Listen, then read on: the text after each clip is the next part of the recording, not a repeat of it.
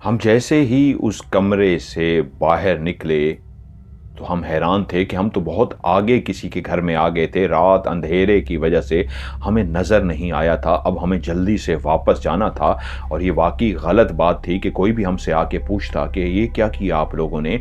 अगर आपने रिहाइश इख्तियार करनी ही थी तो इजाज़त लिए बगैर एक तो आप आ गए और दूसरा आप घर के इतने अंदर आ गए। और ऐसे ही हम जैसे तेजी से बाहर की तरफ मुड़ने लगे तो 3 काले स्याह हबशी टाइप से, जिनके पाँव में जूता नहीं था और उन्होंने एक लंगोट की तरह जिस्म पे कपड़ा बांध रखा था। उनकी आंखें सिर्फ सफ़ेद थीं या दांत, बाकी पूरा वजूद इतना काला स्याह था कि अगर रात के अंधेरे में ये खड़े हों तो ये नज़र भी ना आए।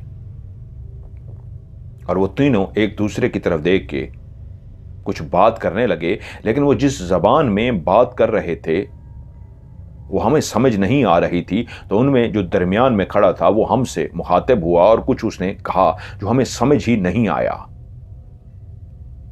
हमने उससे कहा कि हम आपकी ज़ुबान को नहीं समझ पा रहे। तो उसने इस तरह रुकने का इशारा किया कि यहीं पे रुको, और उनमें से एक से कुछ बोला और वो जल्दी से भागने वाले अंदाज में भागता हुआ गया। और थोड़ी ही देर के बाद एक ऐसा पहलवान जिसका कद तकरीबन 6 फुट का था और उसका जिस्म बहुत कसरती जिस्म था, जैसे कोई वर्जिश करके या जिम ज्वाइन करके बॉडी बिल्डिंग बनाता है, बॉडी बिल्डर की तरह उसका जिस्म था। 6 फुट का उसका कद था और वो वाहिद एक उन तीनों में था जिसका रंग हमारी तरह का था, सफ़ेद नहीं, गंदमी सा रंग। उसने लंगोट बांधा था और वो गुस्से में चलता हुआ सीधा हमारे पास आया और उसी ज़बान में हमसे बोला। और हमने उसे कहा हम आपकी ज़ुबान नहीं समझ सकते। तो उसने फिर हमारी ज़ुबान में हमसे बात की, तुम्हारी जुर्रत कैसे हुई मेरे घर में दाखिल होने की। हम दोनों शर्मिंदा से हुए और उसे बोले हम माजरत ख्वाह हैं, रात बहुत तेज़ बारिश हो रही थी, इतना तूफ़ान था कि हमें पैदल चलते हुए दुश्वारी पेश आ रही थी। जानवरों का भी खौफ था क्योंकि आगे जंगल शुरू होने जा रहा था। तो हमें पनाह के लिए ये जगह नज़र आई और अंधेरे की वजह से हम सीधा इतने आगे चले आए कि हम ये तक न देख सके कि हम घर के कौन से हिस्से में पहुंच गए हैं। हम बहुत माजरत चाहते हैं, हम आपसे माजरत ख्वाह हैं।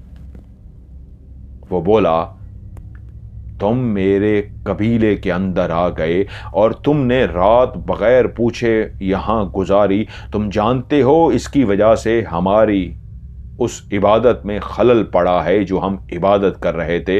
तुम्हें इसकी सज़ा मिलेगी। रात शायद इसलिए तूफ़ान भी था, लेकिन तुम्हारी मौजूदगी, मैं भी कहूँ नुकसान क्यों हो रहा है, तुम्हारी मौजूदगी की वजह से शायद वो मामलात ख़राब हो रहे थे, जो ख़ुद भी मैं परेशान था कि ऐसा क्यों हो रहा है, क्योंकि तुम लोग बग़ैर इजाज़त बग़ैर बताए यहाँ पे छुपे हुए थे। चोरों, यकीनन तुम यहां चोरी की नीयत से आए थे, तुम चोर हो। मेरे वालिद साहब बशीर कहते हैं, बोले कहानी सुनाते हुए, हमने उनसे कहा कतई नहीं, हम चोर नहीं हैं, हम फलां गांव से आए हैं और फलां गांव में अपने दोस्त को मिलने के लिए गए थे। ये देखिए हमारे पास खाने पीने का हमारा सामान है और हम वापस अपने गांव की तरफ जा रहे थे कि रात गुजारने के लिए रुक गए। लेकिन वो शख्स शदीद गुस्से में आ चुका था और उसी लम्हे उसने कहा तुमने बहुत बड़ी गलती की है, मेरे कबीले के इस घर में दाखिल होके बग़ैर इजाज़त मुझसे पूछे। और उसी वक्त वो आगे बढ़ा कि इससे पहले हम दोनों समझ सकते कि क्या करने लगा है, उसने एक ज़ोरदार थप्पड़ मारा मेरे वालिद के चेहरे पे। वो इतना ज़ोरदार था कि कुछ देर के लिए तो कहते मेरा कान भी बंद हो गया। अभी वो दर्द ख़त्म नहीं हुआ था उस थप्पड़ का कि अभी तक कान मेरा शाएं शाएं कर रहा था कि उसी लम्हे उसने मेरे वालिद साहब को लात मारी। और जैसे ही वालिद साहब को लात मारी, वालिद साहब उड़ते हुए दूर जा गिरे और उनका बाजू इस अंदाज में ज़मीन पे लगा के बाजू टूट गया। और वो उन तीनों से बोला उठा के फेंक दो, जैसे कुछ कह रहा हो, हमें समझ तो नहीं आई, उनकी अपनी ज़ुबान में थी। और वो तीनों काले आगे बढ़े, लेकिन हम फौरी तौर पे उठ के खड़े हो गए टूटे हुए बाजू के साथ। मशीर ने बताया कि मेरे वाले साहब बोले, मैं उठ के खड़ा हो गया कि नहीं, हम जा रहे हैं, हम जा रहे हैं। और हम फौरी उठे और बाहर की तरफ आना शुरू हो गए। हम तकरीबन दौड़ने वाले अंदाज में चल रहे थे। हम तो बाकायदा चल रहे थे, लेकिन अंदाज ऐसे था जैसे दौड़ रहे हूं। चलते चलते हम बाहर आ गए, और लेकिन फिर भी हम काफ़ी देर तक तेज़ चलते रहे, कहीं पीछे ही ना आ रहे हों। और हम जब काफ़ी आगे आ गए तो तब हमने सुख का सांस लिया कि कैसे बेहुदा लोग थे, इनको मेहमान नवाजी भी नहीं आती। गांव के लोग तो मेहमान नवाज होते हैं। खैर, हमने रुक के बाजू को देखा तो शदीद तकलीफ थी, लेकिन अब सफ़र तो करना था, और इतनी तकलीफ के बावजूद भी मैं पैदल चलता रहा। बस जैसे कैसे थोड़ा सा खा लिया, आराम भी नहीं किया, और जैसे कैसे हम गांव तक पहुंच गए। जब गांव वालों का इस बात का पता लगा तो सारे गुस्सा भी हुए और कहा कि हम चलते हैं, लेकिन मैंने सबको मना इसलिए किया कि ये एक दुश्मनी हो जाएगी। वो कौन लोग हैं कौन नहीं, और अगर हम गए उनसे बात भी की और दुश्मनी हो गई तो मैं अपनी वजह से पूरे गांव को दुश्मनी में क्यों धकेलूं। और उन दिनों में ऐसी ही बातों पे अमूमन दुश्मनियां होती थीं। वालिद साहब ने कहा, अब तो मेरा हाथ काफी बेहतर है, तुम आ गए हो तो मैं अब और ज्यादा ठीक हो जाऊंगा। मेरा बेटा जो मेरे पास है। बेटे ने वालिद के साथ रात को बैठ के कुछ टाइम गुजारा, फिर उनको सोने के लिए कि ठीक है सुबह मिलते हैं अब्बा, आप सो जाइए। वो सो गया, लेकिन रात को उसको नींद नहीं आ रही थी। वो एक फौजी था, हाजिर सर्वे था, और वो ये सोच रहा था कि ये मैं बदला लेकर रहूंगा। ये कौन लोग थे, क्यों उन्होंने मेरे वालिद साहब के साथ ये किया है, जब वो बता चुके कि कोई चोर थोड़े थे, उनके पास सामान था, वो मुसाफिर थे, मुसाफिर को तो इजाज़त होती है। ये कौन बदतमीज़ लोग थे। जब वो सुबह उठा तो गांव वालों को पता लगा मोहम्मद बशीर आया है, सारे मिलने के लिए आए, तो उसके कज़न भी उससे मिलने के लिए आए। बशीर का एक कज़न जो उसका बचपन का बहुत दोस्त था, उसी की तरह बहादुर था, वो भी फौज में जाना चाहता था, लेकिन उसके वालिदैन ने उसको नहीं जाने दिया था। जब वो भी उससे मिलने के लिए आया तो बशीर ने उससे कहा, तेरे से एक काम है। वो बोला, बोल क्या करना है। उसने कहा, हमें जंगल जाना है, और जिसने मेरे बाप के साथ ये किया है उसके पास जाना है। मैं अकेला भी जा सकता हूँ, लेकिन मेरे वालिद जब देखेंगे मैं अकेला गया हूँ तो इस बात पे बहुत खफा हो जाएंगे, और जब उन्हें पता होगा हम दोनों गए हैं तो शायद माफ़ भी कर दें। मुझे उस बंदे को नहीं छोड़ना, उससे बात करनी है और वहाँ पे ज़रूर जाना है। उसने कहा, कब जाना है? अभी? कह रहा, नहीं अभी नहीं, अभी तो मैं आया हूं, वाले सब खफा हो जाएंगे, 1-2 दिनों तक बस तू तैयारी रख, हम चलते हैं। वो सारे गांव वालों से मिला, सारे बहुत खुश थे और उसको समझा रहे थे, बशीर बेटा गुस्सा ना करना, तेरा बाप हमेशा अच्छा इंसान रहा है, मोहब्बत वाला रहा है, ये जिंदगी में ऐसा हो जाता है, जो लिखा था नसीब में हो गया, गुस्सा मत करना। लोग जानते थे कि बशीर गुस्सा करके रहेगा। वो वाले से बातों बातों में उस एड्रेस को अच्छी तरीके समझ चुका था, और उसको पता लग गया था कि गांव से जाते हुए एक बड़ा सा मेन रास्ता आता है, लेकिन फलां जगह पे पहुंच के अगर आप रास्ता छोटा इख्तियार कर लें तो वो उसी पहाड़ी की तरफ जाता है। उसको ये तो पता था कि इस गांव में कौन सी साइड पे छोटे पहाड़ हैं और उसके बाद बड़े पहाड़ हैं। पहाड़ तो वहां पे बहुत ज्यादा थे। 2 दिनों के बाद तीसरे दिन बशीर और उसका कज़न हाथों में डंडे लिए, ये उस वक्त का बड़ा हथियार होता था, और बशीर के कज़न ने अपने हाथ में कुल्हाड़ी उठा ली। ये दोनों उसी जंगल की तरफ रवाना हो गए। वालिद को उसने बताया कि मैं एक दोस्त से मिलने के लिए जा रहा हूं, शायद हो सकता है रात उसकी तरफ गुजारूं, और कज़न का नाम बताया कि ये भी मेरे साथ होगा। बशीर ने कहा, मैं और शबीर हम दोनों जा रहे हैं। वालिद ने इजाजत दे दी। यूं बशीर और शबीर दोनों रवाना हुए। वो चाहते थे कि दिन की रोशनी में ही वहां पहुंच जाएं और उनसे जाकर बात करें, तो वो ऐसे टाइम पे घर से निकले कि उस जगह पहुंचते पहुंचते दिन के कोई 1-2 उनको बज गए, और उसी छोटे रास्ते को इख्तियार करते हुए आखिर वो उस जगह पे पहुंच गए जहां उन्होंने ढूंढना शुरू कर दिया कि कौन सी जगह पे वो कच्चा लकड़ी का बना हुआ मकान था जहां पे मेरे वालिद साहब गए थे। अब इर्द गिर्द जंगल था, दरख्त थे, और एक साइड पे वो पहाड़ी सिलसिला जिसके ऊपर दरख्त लगे हुए थे, जिस जगह का वालिद ने बताया था, उसको ढूंढते ढूंढते आखिर उनको एक लकड़ी का मकान नजर आ गया। मोहम्मद बशीर और उसका कज़न शबीर दोनों चलते हुए आगे की तरफ बढ़े, और उन्होंने देखा एक लकड़ी का दरवाजा है, एक दीवार सी जो बनाई गई है वो भी लकड़ी की बनाई गई है, और दूर दूर तक दीवार फैली हुई है।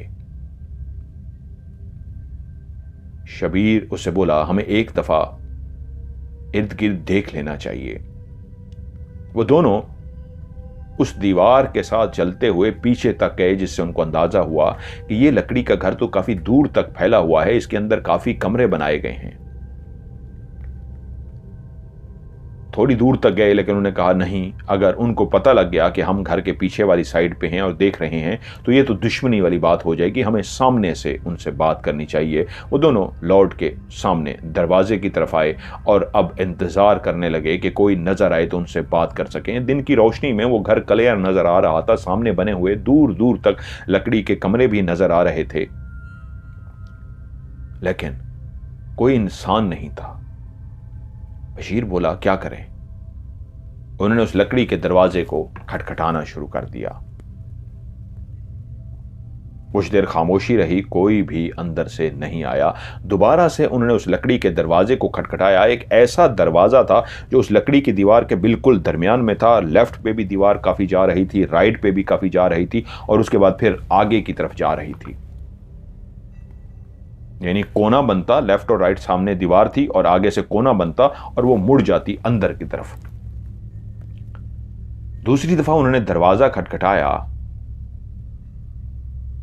अंदर से कोई भी नहीं निकला। फिर दोनों ने मिलकर जोर जोर से दरवाजा पीटा। वो लकड़ी का छोटा दरवाजा, जिसकी हाइट होगी दीवार के बराबर, कोई तकरीबन कह लीजिए 4 से 5 फुट की दीवार होगी। जब दोबारा दरवाजा तीसरी दफा दोनों ने जोर जोर से पीटा, कोई भी नहीं आया, तो बशीर ने आवाजें दी, कोई अंदर है? कोई अगर अंदर है तो हम उससे मिलना चाहते हैं, बाहर आओ। काफी आवाजें भी दे डाली, लेकिन अंदर से कोई भी नहीं निकला। तो तभी बशीर ने कहा, चल शबीर, अंदर चलते हैं। शबीर बोला, यह गलत होगा, किसी की इसी तरह प्रॉपर्टी में घुसना ठीक नहीं है। उसने कहा, हमें बात तो करनी है, इतना लंबा सफर करके आए हैं, ऐसे भी तो वापस नहीं जा सकते। यूं उन्होंने दरवाजे को खोल दिया। अपने हाथ में कुल्हाड़ी को पकड़े शबीर और दूसरे हाथ में डंडा पकड़े बशीर अभी उस दरवाजे से 2 से 3 कदम ही आगे बढ़ पाए थे। एक पहला कदम रखा, दूसरा रखा, लेकिन वो आराम से चल रहे थे, तेज तेज नहीं, क्योंकि किसी के घर में घुसने जा रहे थे। अलर्ट होके मोहम्मद बशीर ने अपने हाथ में पकड़ा हुआ था डंडा, और शबीर जो उसका कजन था उसके हाथ में कुल्हाड़ी थी। पहला कदम रखा, दूसरा कदम रखा, और जैसे ही तीसरा कदम रखा तो सामने से एक बुढ़िया की आवाज आई, रुक जाओ वहीं पे, खबरदार जो एक कदम भी आगे बढ़ाया। वो एकदम से चौंके। एक कमरे के अंदर से एक बूढ़ी सी औरत हाथ में डंडा लिए, उसकी कमर झुकी हुई थी, शायद वो बहुत बूढ़ी हो गई थी, इसलिए वो टेढ़ी कमर के साथ उस लकड़ी का सहारा लेते हुए जमीन पे ठक ठक करते हुए वो उनकी तरफ आ रही थी। वो दोनों वहीं पे रुक गए और वो बूढ़ी चलते हुए आहिस्ता आहिस्ता आगे आ रही थी, और जैसे ही वो उनके करीब पहुंची तो तब उन्होंने उस बूढ़ी का हुलिया देखा। उसके पाँव में जूता नहीं था, लेकिन उसके नाखून बहुत बड़े बड़े थे, उसके हाथ बहुत टेढ़े मेढ़े, और हाथों के नाखून जैसे काफ़ी अरसे से ना काटे गए हों, बड़े बड़े से नाखून थे। उसके चेहरे पे झुर्रियाँ ही झुर्रियाँ थीं, उसकी आंखें लाल सी हो रही थीं, और उसके चेहरे पे सफ़ेद बालों पे एक ऐसा दुपट्टा टाइप सा कपड़ा रखा हुआ था जिसको वो बार बार चलते हुए भी ऐसे मुंह पे डाल रही थी जैसे सूरज से वो बचने की कोशिश कर रही हो। वो बार बार अपने वो दूर से खड़े देख रहे थे, बार बार उस दुपट्टा टाइप को अपने सर के ऊपर बार बार ठीक करती, और जब उसके पास आके खड़ी हुई तो उसको भी अपने सर पे इस तरह गिरा रही थी। फिर भी वो उसको देख चुके थे और थे कि थोड़े से खौफजदा भी हो गए। एक लंबा सा उसका नाक था, अजीब सी शक्ल की एक थी तो बुढ़िया, लेकिन बहुत ही बूढ़ी, लंबे नाक वाली, और अजीब सी नाखून, अजीब से पाँव, पाँव में जूता नहीं था, हाथ में डंडा था, और खड़ी उनको घूर रही थी और गुस्से में बोली, तुम्हारी जुर्रत कैसे हुई घर में दाखिल होने की? उसकी आवाज बहुत ही बारीक सी थी। मोहम्मद बशीर कहते हैं इतनी बारीक के बिल्कुल जैसे कोई गले से बोले तो एक बारीक सी आवाज निकलती है, वो ऐसी बारीक सी आवाज में बोली, हमने कहा हमें घर के उस मालिक से मिलना है।